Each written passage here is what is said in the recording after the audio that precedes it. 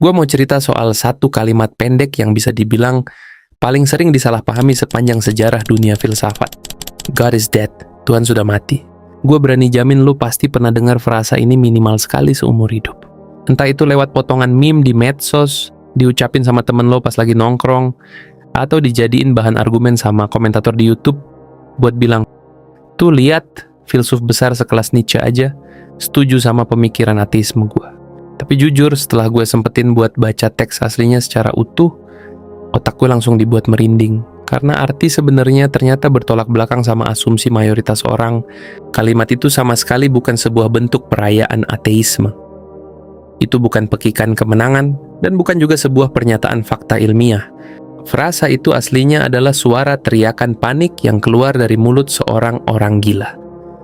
Sebuah karakter metafora yang diciptai Nietzsche dalam bukunya, yang diceritakan berlari kesetanan ke tengah pasar, sambil bawa lentera yang menyala di siang hari bolong, terobsesi berteriak mencari keberadaan Tuhan, dan pas orang-orang di pasar malah menertawakan aksinya, si orang gila ini berbalik badan dan berteriak histeris, Tuhan sudah mati, kita semua yang telah membunuhnya, dan tidak ada air yang cukup buat menghapus noda darah itu dari tangan kita. Dia nggak lagi merasa senang, bro. Dia justru lagi ketakutan setengah mati. Lewat karakter itu, Nietzsche lagi melempar pandangannya jauh ke depan dan membayangkan skenario terburuk. Apa yang bakal terjadi sama mentalitas umat manusia ketika fondasi moral terbesar yang menopang peradaban mereka mendadak runtuh? Apa jadinya kalau konsep baik dan jahat yang absolut itu hilang? Ketika semua nilai luhur, mulai dari kejujuran, kasih sayang, hingga keadilan, kehilangan jangkar ilahiyahnya, Nietzsche nggak lagi merayakan sebuah kebebasan. Dia justru lagi membunyikan alarm peringatan darurat. Eccellenza vi ho riconosciuto. Wagner, finalmente vi ho riconosciuto. Siete proprio... Mari kita kembalikan jarum jam ke era Eropa di akhir abad ke-19, sekitar tahun. Di masa itu lanskap pemikiran manusia lagi diguncang hebat oleh gelombang sains. 20 tahun sebelumnya, Charles Darwin baru aja menerbitkan buku The Origin of Species yang merombak asal-usul manusia. Di saat yang sama, ilmu geologi mulai berhasil membuktikan kalau umur bumi ini ternyata udah jutaan tahun, jauh lebih tua dibanding hitungan tradisional kitab suci yang menyebut angka ribuan tahun. Secara fisik, masyarakat Eropa saat itu emang masih terlihat rajin pergi ke gereja tiap hari Minggu. Tapi di balik itu semua, pondasi keyakinan mereka, keyakinan mutlak kalau moralitas itu berasal dari wahyu ilahi, pelan-pelan mulai mengalami keretakan yang parah akibat hantaman rasionalisme. Nietzsche melihat fenomena pergeseran zaman ini bukan dengan senyuman puas seorang ateis. Dia justru melihatnya dengan kacamata seorang dokter ahli yang lagi mendiagnosis sebuah penyakit kultural mengerikan, sebuah infeksi mental yang dia prediksi bakal meledak hebat dalam waktu 1 atau 2 abad ke depan. Sosok Friedrich Nietzsche ini emang punya reputasi yang unik sekaligus tragis dalam sejarah pemikiran. Semasa hidupnya dia bisa dibilang hampir nggak punya teman dan dibenci oleh hampir semua kubu politik maupun akademisi.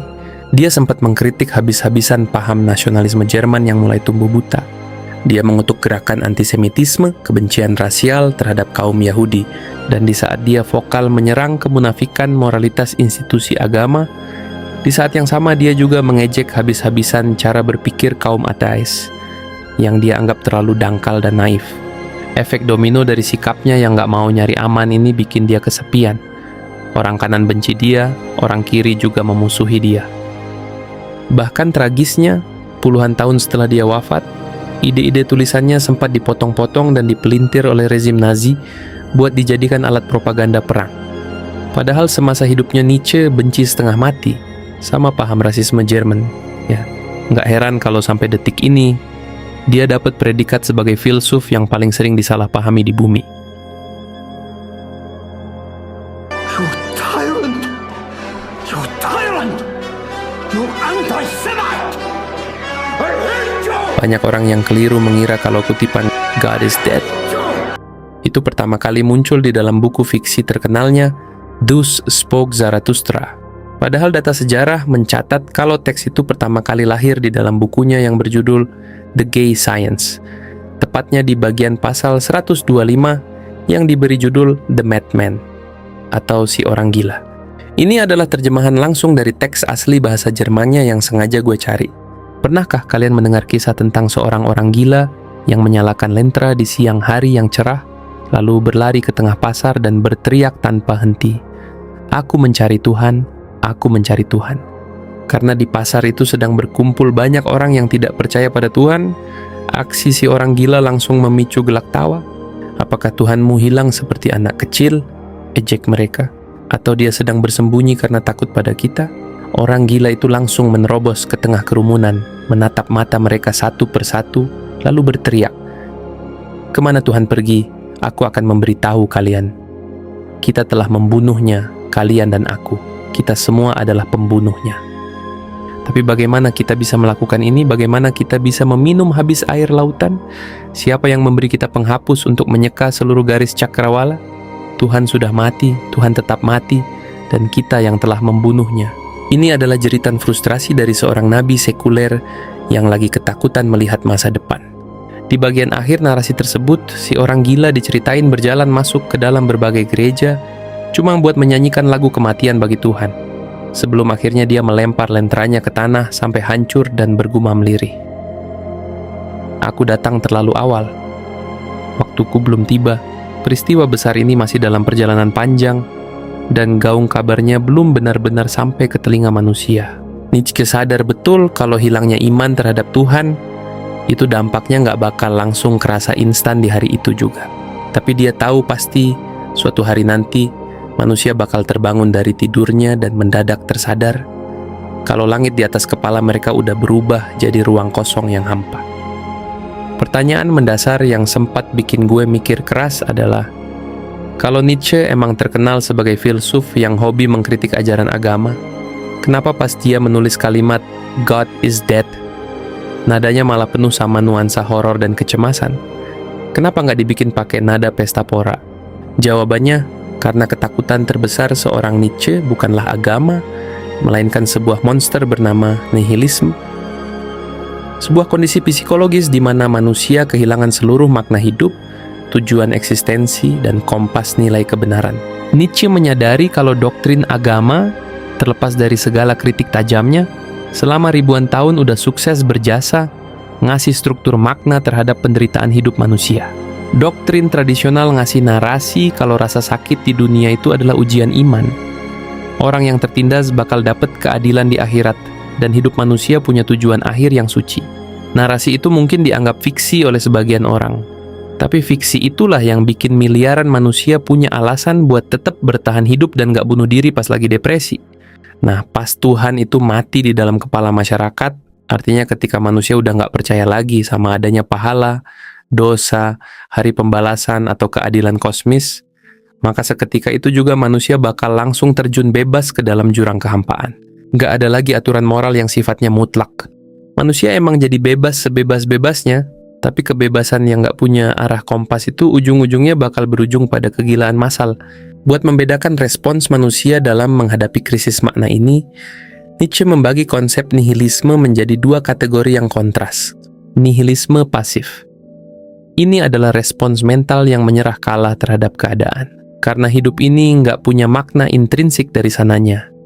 Ya udah, berarti semua usaha kita sia-sia dong. Sikap ini memicu depresi berat, sikap apatis terhadap lingkungan, dan hilangnya gairah hidup. Nihilisme aktif. Ini adalah respons manusia yang berani. Mereka sadar kalau nilai-nilai lama udah hancur, tapi alih-alih menangis, mereka justru tertantang buat memproduksi dan menulis ulang nilai-nilai moral baru buatan mereka sendiri. Inilah esensi dari konsep terkenal Nietzsche yang disebut sebagai Übermensch. Ini sekecil manusia super yang berhasil melampaui krisis makna dengan menjadi pencipta takdirnya sendiri. Karakter si orang gila pembawa lentera di tengah pasar itu adalah representasi dari penganut nihilisme aktif yang lagi mengalami fase panik. Dia tahu kalau jangkar lama udah putus, tapi dia juga sadar kalau manusia di sekelilingnya belum punya kapasitas mental yang cukup buat menciptakan jangkar baru. Nietzsche lewat metafora itu seolah lagi menampar muka kita semua. Kalian pikir hilangnya fondasi moral itu adalah sebuah kemenangan yang menyenangkan?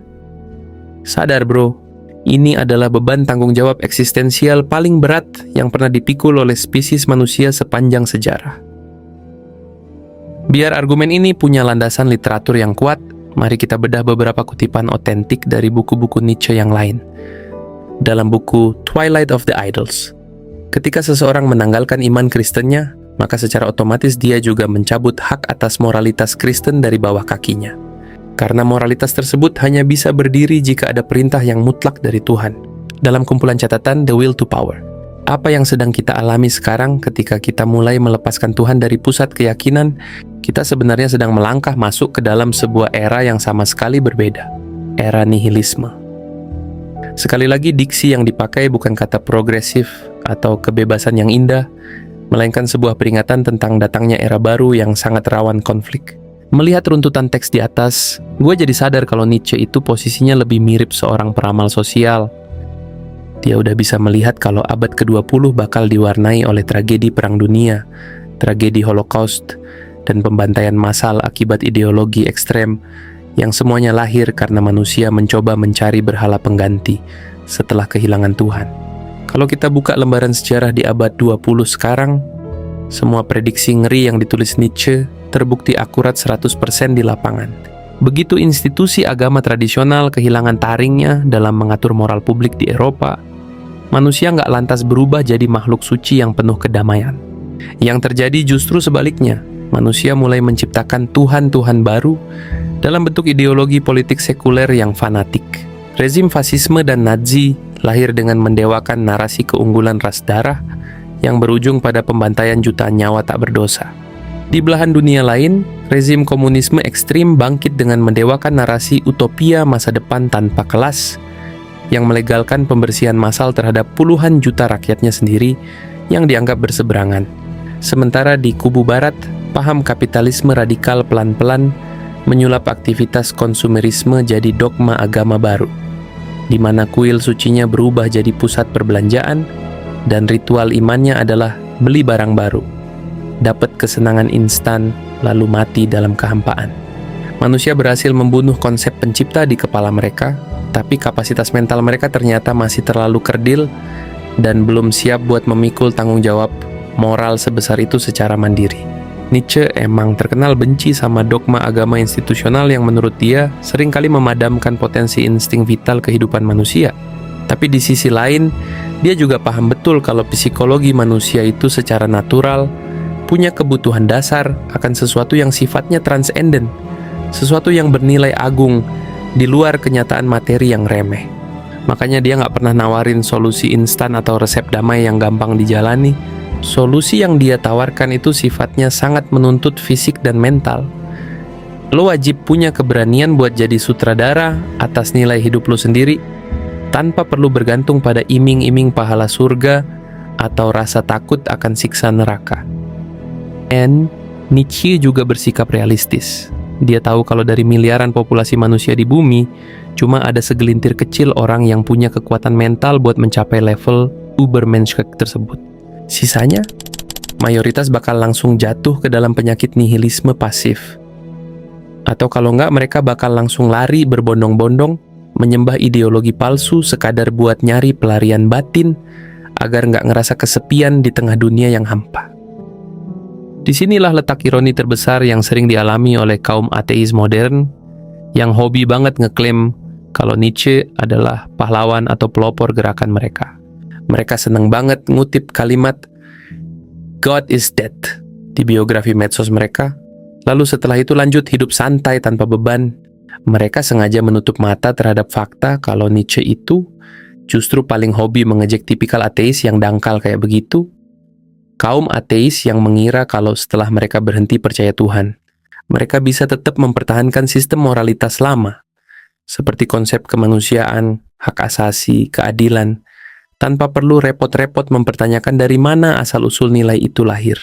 Bagi Nietzsche, tipe ateis yang cuma bisa berteriak, Tuhan itu nggak ada, lalu berhenti berpikir di situ, level kedangkalan otaknya itu sama parahnya dengan kaum beragama fanatik yang menolak buat bersikap kritis terhadap dogma milik mereka sendiri.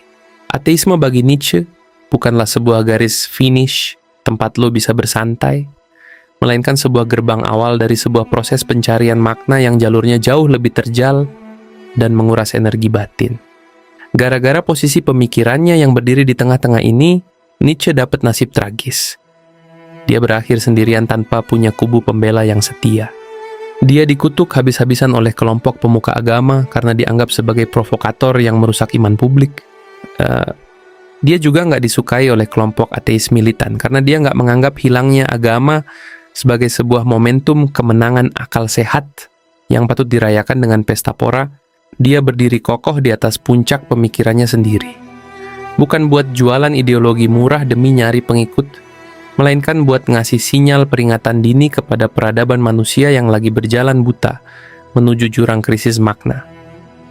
Kisah hidup pasca kematian Nietzsche bahkan jauh lebih ironis akibat ulah dari saudara kandung perempuannya sendiri, Elisabeth Nietzsche.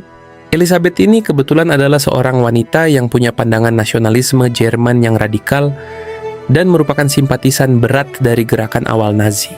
Begitu Nietzsche wafat dalam kondisi gangguan mental, Elisabeth langsung mengambil alih semua tumpukan draft catatan tulisan milik kakaknya yang belum sempat diterbitkan. Dengan teganya, dia mengedit, memotong bagian yang nggak sesuai, dan merekayasa isi buku kakaknya, terutama dalam draft The Will to Power, agar narasi di dalamnya seolah-olah mendukung glorifikasi kekerasan, supremasi ras, dan fasisme militeristik Jerman.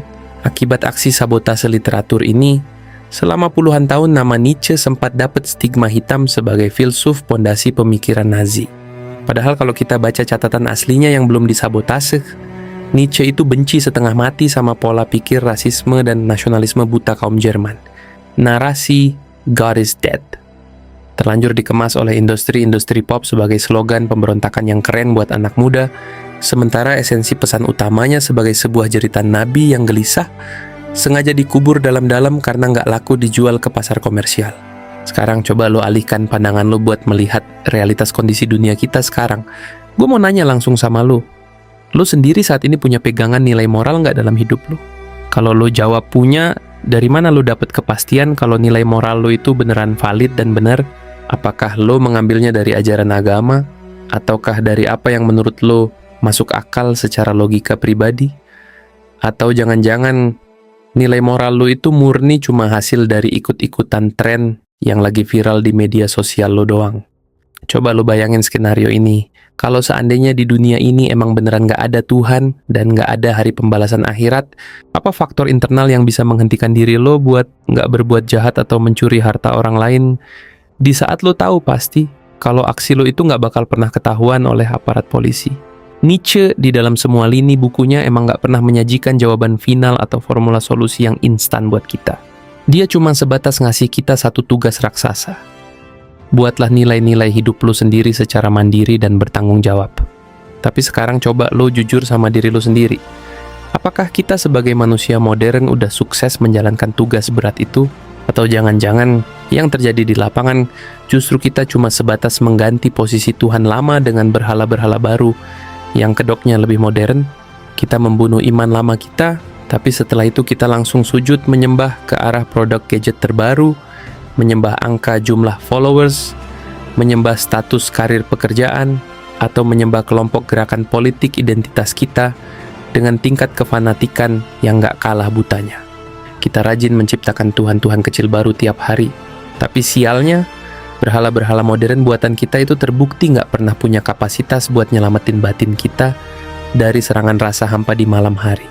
Kita beli barang mewah terbaru, tapi 3 hari kemudian kita udah merasa bosan lagi. Kita dapat promosi jabatan yang tinggi, tapi efeknya kita malah makin stres dan kena gangguan kecemasan. Kita sukses memenangkan perdebatan sengit di media sosial, tapi pas layar HP mati, kita tetap ngerasa kesepian di dalam kamar. Ada satu kesimpulan sosiologis yang sangat mendalam tentang tabiat dasar dari spesies bernama manusia. Kita ini adalah makhluk hidup yang gak bakal pernah bisa bertahan hidup lama tanpa adanya asupan makna bersama. Jika lu memilih jalur buat gak lagi mempercayai keberadaan Tuhan sebagai jangkar kompas moral lu, maka konsekuensi logisnya lu punya kewajiban moral buat menciptakan sebuah sistem nilai baru yang kualitas dan bobotnya setara, sebuah prinsip hidup yang benar-benar lo yakini kebenarannya, lo jalani dengan disiplin penuh, dan berani lo bela mati-matian meskipun lo harus menanggung risiko personal yang besar di dalamnya. Dan jujur, Nietzsche sendiri dari dulu merasa ragu apakah mayoritas dari kita bakal punya kapasitas mental yang cukup buat menyelesaikan tugas seberat itu.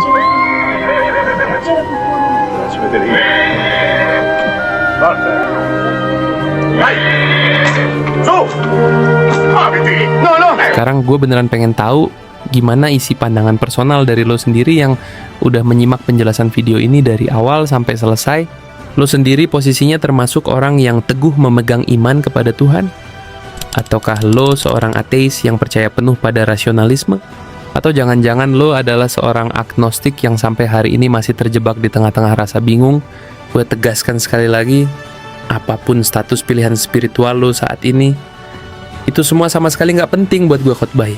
Poin utama yang pengen gue kejar dari lo adalah apa yang sebenarnya selama ini lo jadikan sebagai fondasi dasar moral lo tiap kali lo mau ngambil keputusan hidup.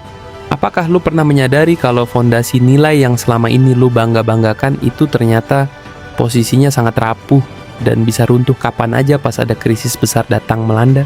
Nietzsche lewat tulisan-tulisannya dari dulu nggak pernah punya niat buat maksa lo agar berhenti percaya sama Tuhan. Tujuan utama dia cuma satu. Dia pengen lo punya rasa tanggung jawab penuh dan bersikap jujur atas nilai-nilai moral yang lo pilih buat lo jalani. Jangan cuma jadi manusia yang hobi ikut-ikut arus tren. Jangan cuma jadi komentator yang pinter protes dan hobi meruntuhkan nilai lama orang lain. Tapi lo sendiri nggak punya alternatif nilai baru yang berbobot buat lo tawarkan sebagai solusinya. Karena kalau lo masih hobi bersikap kayak begitu, cuma bisa ikut arus tanpa punya jangkar prinsip yang kokoh, maka sejatinya lo nggak lagi berdiri sebagai solusi. Lo justru adalah bagian nyata dari krisis nihilisme massal yang dulunya sempat dikhawatirkan oleh Nietzsche. Selamat merenung, bro.